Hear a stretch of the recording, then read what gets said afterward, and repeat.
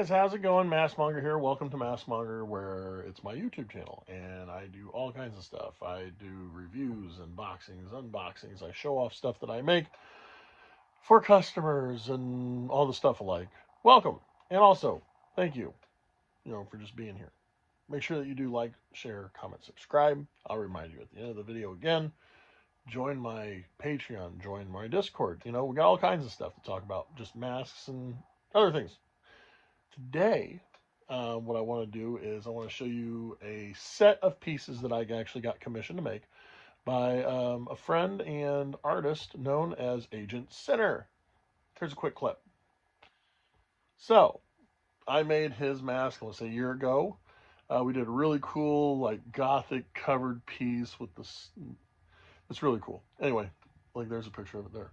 So he wants to do like a quick revamp and stuff. He's actually been performing. He's been doing like live performances and shows and music videos and stuff. Everything's been coming out real cool. I even did a reaction to like one of his first music videos that he did wearing the mask that I made him, which I'll have in the description section below.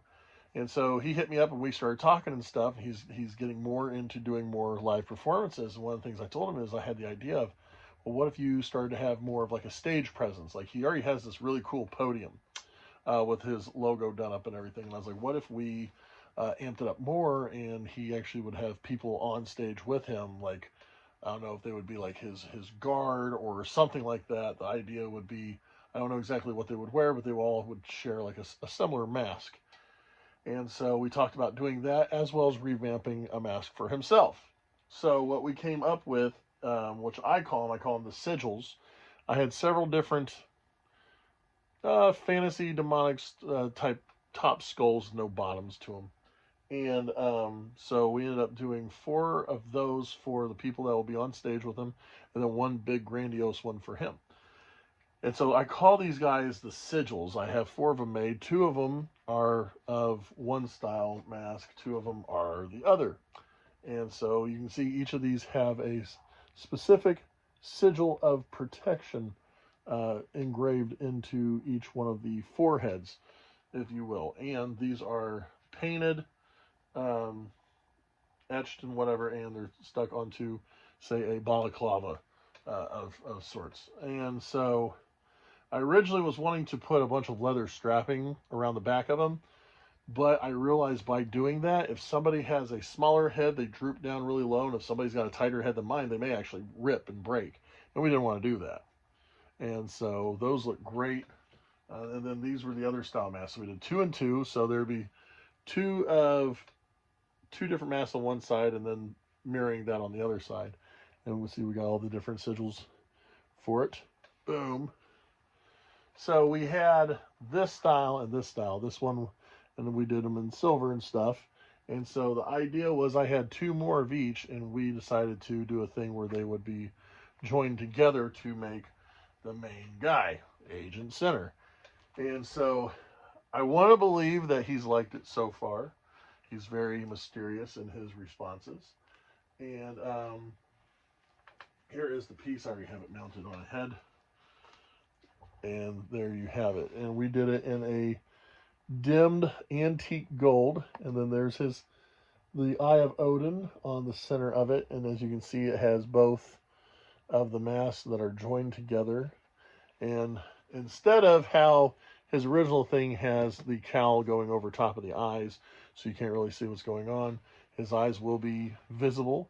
He'll be able to look better at it, and he has a long, flowing cowl drapery to this. We even have it bunched up in the back with the Eye of Odin there as well. And this is going to be a sick, sinister piece. What I like about it too is it can drape over the shoulders, flow down the back. He can either have this with a black cloak or a red cloak if he chooses, because I think it would work with either one made, and it's all stitched into place just like the balaclavas. But this piece is amazing. I absolutely love this piece.